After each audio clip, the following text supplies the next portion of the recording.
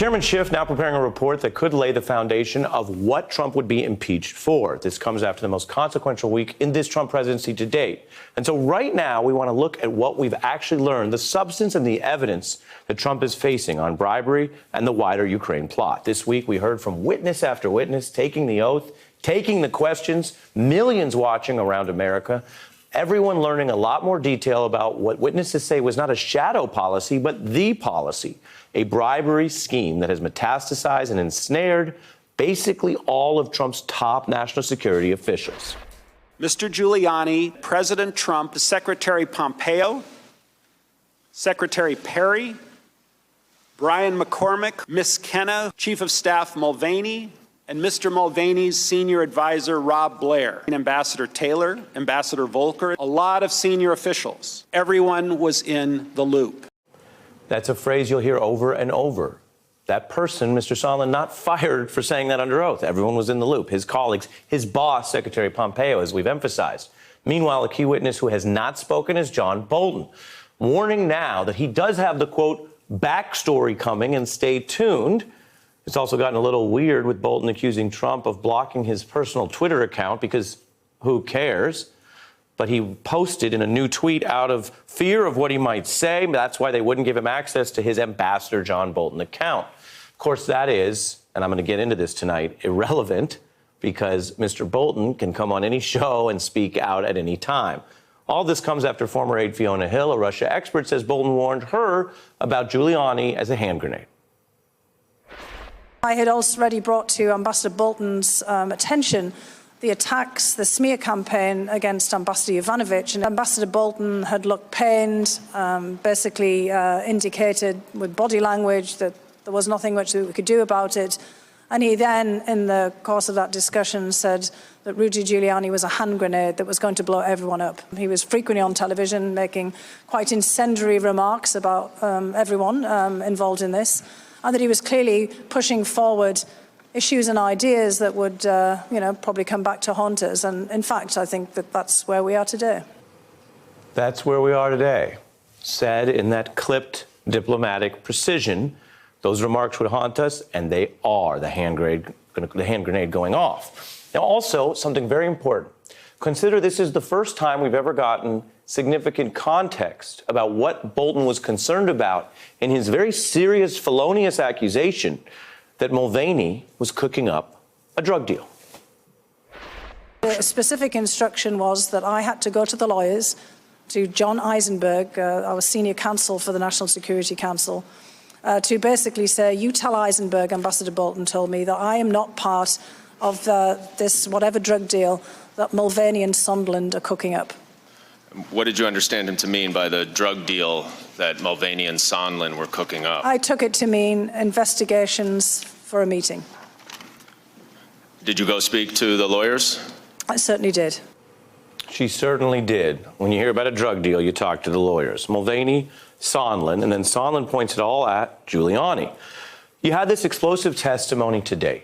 You have Trump's $1 million donor turned ambassador blowing the lid off everything and saying, yes, we do crime. We do quid pro quo bribery. And Giuliani's the point person running the whole thing. Was there a quid pro quo?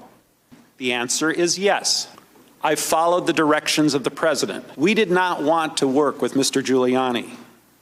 Simply put, we were playing the hand we were dealt. Mr. Giuliani's requests were a quid pro quo for arranging a White House visit for President Zelensky. Everyone was in the loop. It was no secret. But it was a secret to everyone else. No secret within an administration where maybe this was considered business as usual. But the secret is out and it's damning. If the Trump defense is he never actually asked for a quid pro quo, where does this leave the guy at the center, according to people testifying under oath, Rudy Giuliani?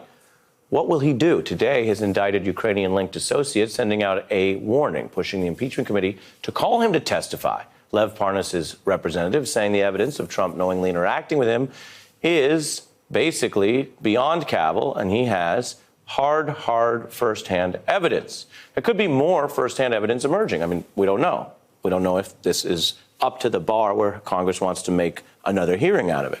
Giuliani also emerging from what had been quite a noticeable TV exile. He was sidelined after all the appearances we showed you. Well, right after this testimony, pointing at him, accusing him of, yes, doing crime, he went over to Glenn Beck's show and denies ever discussing, this is rich, ever discussing the military money that was frozen for Ukraine.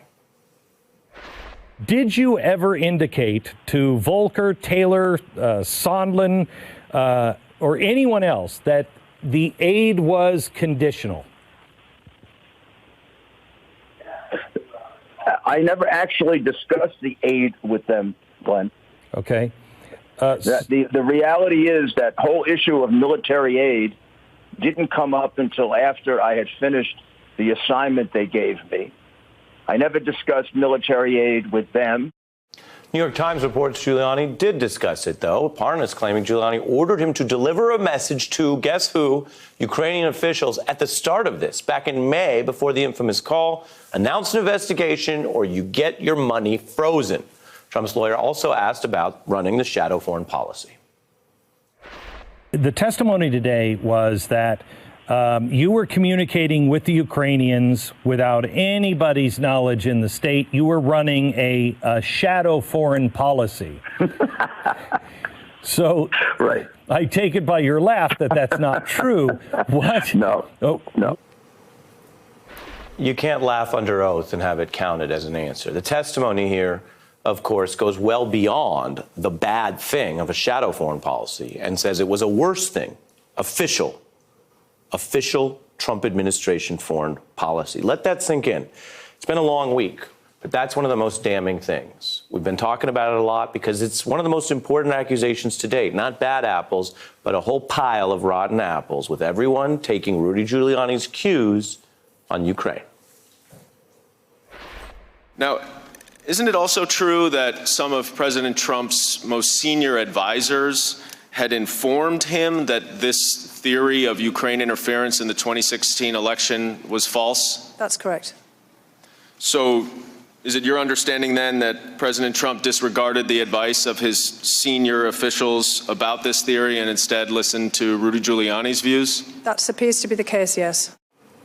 Giuliani admitting that he's talking to Ukrainians as recently as this week about the whole thing that launched this problem. You have direct evidence, Rudy, about the bribery, the collusion.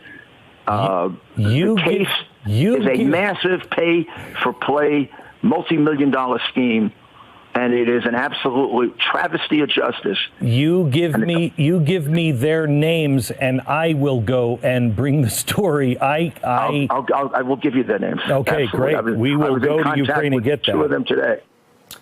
Well, it's not only of interest to Glenn Beck. Adam Schiff's investigators and SDNY prosecutors may want those names. Meanwhile, the president, well, he was holding forth on the same conspiracy theory today. They have the server, right, from the DNC, Democratic National Committee. Who has the server? Now, the FBI went in and they told him, get out of here. We're not giving it to you. They gave the server to CrowdStrike or whatever it's called, which is a company owned by a very wealthy Ukrainian. And I still want to see that server. You know, the FBI has never gotten that server. That's a big part of this whole thing. Why did they give it to a Ukrainian company? Are you sure they did that? Are you sure they gave it to Ukraine? Well, that's what the word is. Hey, I'm Ari Melber from MSNBC. You can see more of our videos right here, or better yet, subscribe to our YouTube channel below. You could have been anywhere in the world, but you're here with us, and we appreciate that.